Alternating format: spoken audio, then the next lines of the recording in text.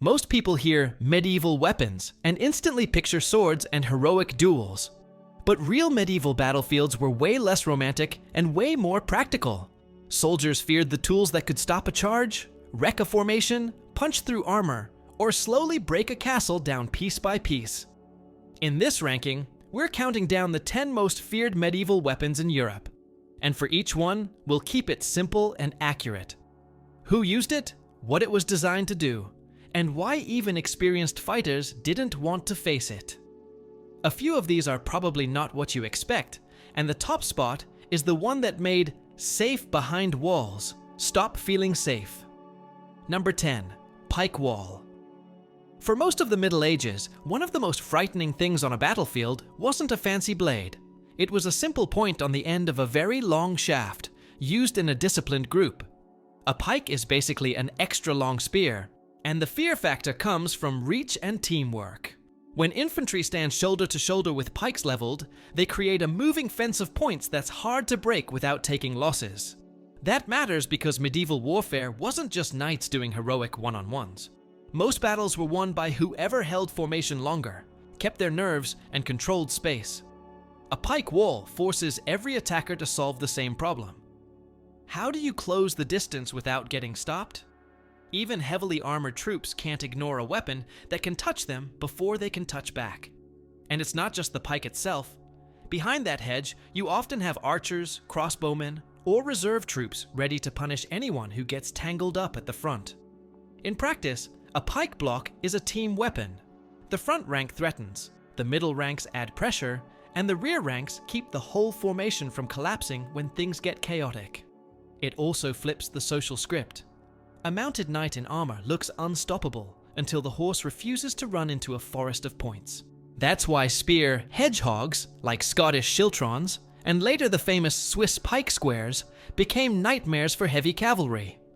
The fear wasn't only physical, it was psychological. Our best troops might not be able to push through this. Once commanders realized that a solid block of foot soldiers with long weapons could stand up to nobles on horseback, the whole dynamic of medieval battles changed. Another underrated part is cost. Swords are expensive and take skilled smiths. A long spear or pike is far easier to produce in bulk, so a medieval army can field a lot of reach quickly. That's why the pike becomes a practical answer to one of the biggest questions in the Middle Ages. How do you stop armored men and war horses without having a knight for every knight? When a weapon makes regular medieval soldiers dangerous in large numbers, it earns respect fast. From there, it's a short step to a weapon built around the opposite idea, not holding ground, but smashing a hole through it. Number 9, Knight's Lance. The lance is the classic symbol of the knight, but on a battlefield, it's not just a symbol, it's momentum turned into a weapon. The feared version is the couched lance, where the rider tucks the lance under the arm, braces it against the body and saddle, and lets the horse's mass do most of the work. If you're standing in the path of a real cavalry charge, what's coming at you is not one fighter, it's a coordinated wave of trained war horses, armored men, and speed. This is why medieval commanders cared so much about cohesion. If your line is steady, lances can be blunted by terrain, by tight ranks, by pikes, by ditches, by stakes, by any obstacle that steals speed. But if the line wobbles for even a moment, the charge can punch through, and once there's a gap, everything gets worse fast. The lance is scary because it can create the domino moment where a battle starts to unravel. There's also a very professional feel to it. A good charge takes space, timing, and discipline. Knights didn't usually attack as isolated heroes. They worked in groups, tried to hit together, and aimed for shock. Late medieval armor even added features like lance rests on some breastplates, basically hardware designed around getting more out of the charge. That tells you how central this weapon was to knightly warfare. At the same time, the lance has a built-in limit. After the first impact it can break, get dropped, or become awkward in tight crowds. Once horses slow down, the fight turns into close quarters, and that's where weapons designed for armored melee take over. When you can't rely on speed anymore, you want something that still works when you're face to face, and that's where blunt weapons start to feel truly threatening. Number 8, Mace and Morning Star. As armor improved, sharp stopped being the whole story. A mace is essentially a purpose-built club, compact, tough, and designed to deliver blunt force efficiently. Many late medieval maces have flanges or ridges that help focus impact. The fear is straightforward. If you can't easily cut through plate armor, you can still rattle the person inside it. Blunt hits can stun, knock someone off balance, and damage joints through layers of protection, which is often all a nearby enemy needs to take advantage. The Morningstar adds a visual threat on top of that. In reality, spikes don't magically defeat good plate every time, but they can bite into mail, padding, and exposed areas, and they make the weapon look merciless in a way that gets in your head. On a crowded battlefield, psychology matters. If a soldier sees troops carrying spiked heads and heavy clubs, the message is clear. This is going to be tight, stressful fighting, and armor won't automatically make you comfortable. You sometimes hear the idea that churchmen used maces because they were not allowed to shed blood.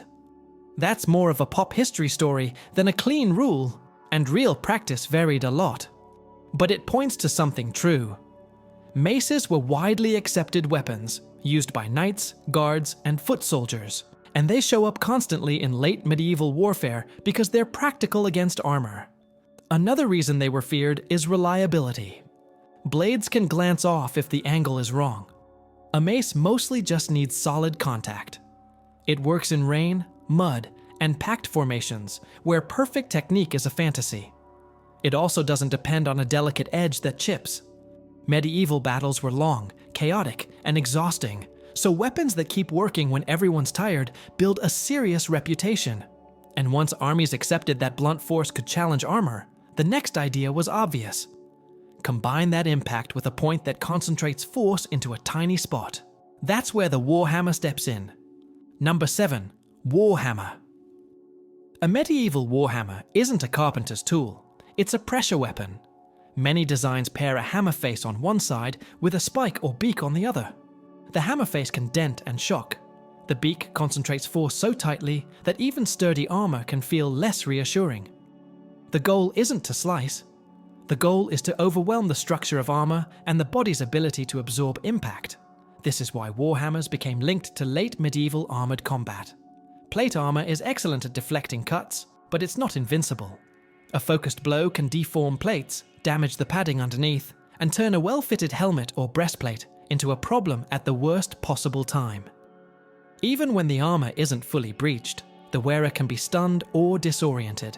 And in group fighting, that's often enough to decide the next few seconds. Some versions were made for fighting on foot, others for use from horseback, and you also get regional styles, like the bec de Corbin, where the beak is emphasized. Then there's the Lucerne hammer, which stretches the concept into a longer polearm used in formation fighting. Those longer versions are especially intimidating because they combine reach with armor-breaking intent. They don't just threaten the person in front of you, they threaten the whole front rank. The Warhammer also hits a psychological nerve. Armor was expensive, and in medieval society, it was tied to status and identity. A weapon that says your best protection can be beaten can shake confidence fast.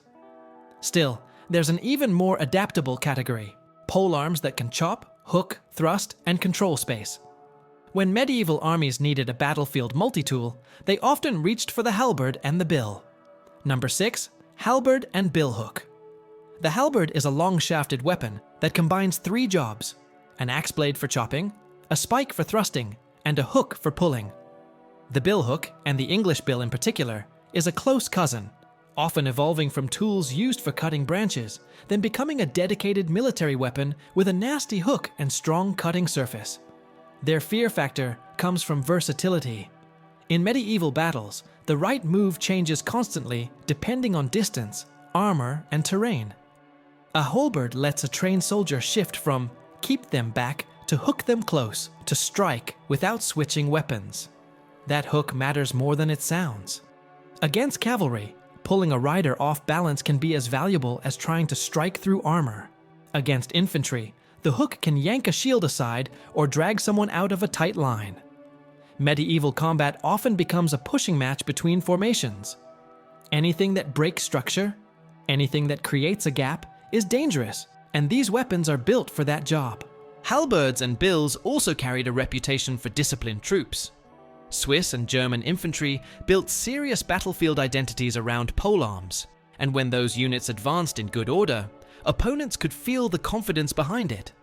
Many armies even used mixed tactics, where long pikes held the enemy at bay, and shorter polearms like halberds moved in to finish the hard work once lines were locked together. So a halberd isn't just scary as a single weapon.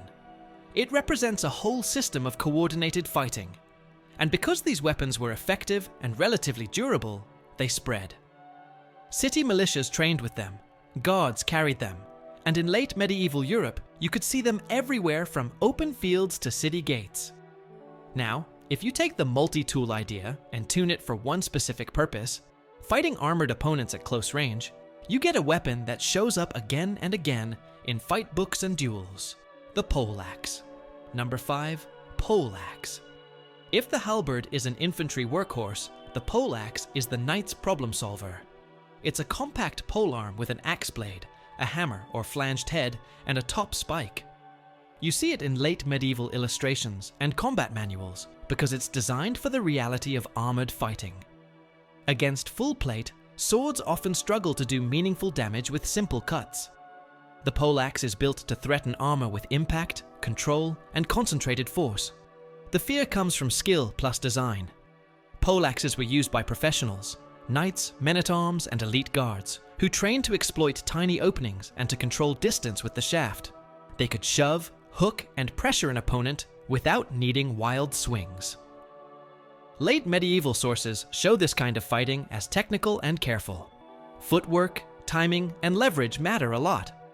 When someone knows what they're doing with a poleaxe, it feels like they have answers for almost every range. The poleaxe also has a high-stakes reputation. It appears in judicial combats and formal duels, where honor, property, and politics could be on the line. So it carries a serious, controlled feel. This isn't a chaotic brawl. It's a fight where both sides know exactly what the weapon is for. That reputation spills into battlefield fear, because it suggests you're facing opponents who are trained and confident. And late medieval battles often forced that kind of close combat. Horses get stopped by rough ground or massed infantry, men end up on foot, and fights compress into tight groups. In that moment, a poleaxe is practical, hard-hitting, and hard to ignore. From there, the fear can start even earlier, before opponents are anywhere near striking range, when ranged weapons turn the approach into a test of nerves.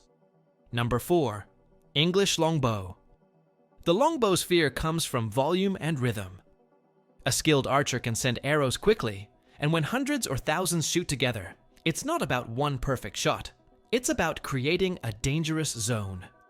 English armies leaned heavily on massed longbowmen in the 100 Years' War, and battles like Crécy, Poitiers, and Agincourt became famous partly because the arrows shaped everything that happened afterward. It's easy to exaggerate what arrows can do to the very best plate armor, so it's worth being realistic. Good armor could stop many hits, especially at longer ranges. But medieval warfare isn't a clean experiment. Horses have weaker protection, visors and joints have gaps, shields get in the way, people trip, and not everyone on the field is a fully armored knight. Arrows also mess with timing. They force units to raise shields, slow down, bunch up, and lose formation. Even when arrows don't penetrate, the constant impact can drain confidence, and tired, shaken troops make mistakes. The longbow is also feared because of what it represents: preparation. In medieval England, archery practice was widely encouraged and sometimes required, which meant you could field common soldiers with years of muscle memory. That's not something opponents can copy overnight. It turns a simple weapon into a national system. And that system also included logistics, wagons of arrows, organized resupply, and commanders who built their battle plans around sustained shooting, not a few dramatic volleys. And once leaders saw how powerful ranged pressure could be, they looked for a way to get similar threat with less lifetime training. That's where the crossbow earns its place, because it puts mechanical advantage where the longbow relies on lifelong practice. Number 3, crossbow. The crossbow is feared because it compresses skill into a device. Instead of training a super strong archer for years, you build a powerful bow into a stock, Add a trigger, and you can train a soldier to use it effectively much faster. That has strategic consequences. Cities, castles, ship crews, and mercenary companies could field crossbowmen without turning every boy into a lifelong archer. Crossbows can also store a lot of energy because spanning methods, levers, cranks, and other aids allow very high draw weights. Without getting into step-by-step mechanics, the key point is consistency. A crossbow can deliver a strong shot even when the shooter is tired, scared, or not especially strong. The trade-off is speed. A longbow can usually shoot faster, but a crossbow can be easier to aim steadily, especially from cover. That reliability helped build its reputation as a knight's nightmare. Medieval culture cared deeply about status, and the crossbow had a reputation for ignoring it. A noble could be hit as easily as a common soldier, which made it feel unfair in a world that liked to pretend war had rules. A church council in 1139 even tried to restrict the use of crossbows and bows against Christians, at least in theory, which tells you how people talked about these weapons, whether or not such rules were followed in real campaigns.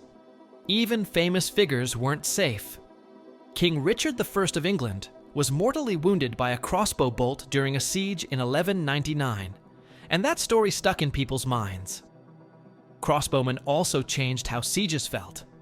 They could shoot from behind large shields called pavises, work effectively from walls, and fight well on ships, making coastal warfare especially tense. When a single shot can end a career, and you can't always see the shooter clearly, fear spreads quickly. But portable ranged weapons are only part of the medieval fear landscape. The most intense anxiety often came in sieges, where you can't walk away, and the threat hangs over you for weeks. That's where trebuchets become more than machines. They become pressure. Number 2. Trebuchet. A counterweight trebuchet is medieval engineering turned into intimidation. Instead of relying on twisted ropes like earlier engines, it uses gravity. A heavy counterweight drops, a long arm swings, and a sling releases a projectile in a high arc. The visuals are dramatic, but the real fear comes from persistence. A trebuchet can keep throwing, day after day, turning a fortress from safe into we're waiting for the next hit. Trebuchets also sit at the peak of medieval siege technology because they scale up. Smaller machines could harass walls, but big counterweight trebuchets could throw heavy stones that stress masonry over time. That changes the defender's mindset. You're not just watching for ladders and rams, you're watching the wall itself become a liability. Even if the attacker doesn't breach immediately, they can force repairs, create weak points, and wear people down. In siege warfare, psychology is half the fight. Defenders can't just leave. They have to repair damage under pressure, ration supplies, and keep watch while exhausted. A giant trebuchet outside the walls is a constant reminder that the attacker has time and resources. At Stirling Castle in 1304, the English used a massive trebuchet nicknamed Warwolf, and stories about its size became part of the weapon's legend. Even if chronicles exaggerate details, the fear is realistic. A serious siege engine signals a serious campaign. Trebuchets also show how medieval war depended on logistics. Building one takes carpenters, rope, iron fittings, and teams of laborers. Feeding it projectiles takes supply lines. So when defenders see a trebuchet being assembled, they're also seeing the attacker's organization, and that can break confidence because it suggests the siege will be methodical and long. And yet, trebuchets eventually met a rival that changed the entire siege game. Once gunpowder weapons matured, the sound, smoke, and wall-breaking power of cannons created a new kind of fear. Less patient, more sudden, and impossible to ignore. Number 1. Bombards and early cannons. Late medieval Europe saw gunpowder move from novelty to battlefield reality, and when it did, it terrified people for practical reasons. Early cannons and bombards were loud, smoky, and, compared to later artillery, sometimes unpredictable. But they were also capable of cracking and smashing masonry in ways older engines struggled to match. If a trebuchet is the steady pressure of a long siege, a bombard is the threat of sudden structural failure. One day the wall looks solid, and then a section is compromised and everyone's plan changes. Part of the fear came from how different these weapons felt. A stone from a trebuchet is scary, but you can see the arc and you understand the logic. A cannon blast is a violent shock of sound and smoke, and medieval soldiers didn't grow up around that. Early guns also had a reputation for accidents and uneven performance, which ironically increases fear. When a weapon is powerful, but not fully predictable, people imagine the worst. The fear wasn't only about the impact, it was also the morale effect. Chroniclers describe the sound like man-made thunder. That matters because medieval warfare ran on confidence. If troops believe a weapon is unstoppable, they may break earlier, and an early break can decide the battle. Cannons also made it harder to wait it out behind walls. A fortress under bombardment can lose its sense of permanence, and once that feeling goes away, surrender becomes more likely. Gunpowder artillery had a bigger consequence that soldiers could feel even if they didn't use academic language. It made old assumptions shaky. High, relatively thin walls that worked well against ladders and rams became liabilities against cannonballs. Fortifications gradually shifted toward thicker, lower walls and designs meant to absorb impact. On open battlefields, even smaller gunpowder weapons, handguns, and early arquebuses hinted at a future where expensive armor and noble status wouldn't dominate in the same way. There are famous medieval moments tied to this change. Artillery at the Battle of Castillon in 1453 helped end the 100 Years' War, showing how prepared gun positions could shape a field fight. And the huge Ottoman guns used at the Siege of Constantinople in 1453 showed what concentrated bombardment could do to even famous walls. Different armies, different contexts, same lesson. Once cannons arrive in force, medieval warfare starts to feel like it's stepping into a new era, and everyone on the receiving end knows it.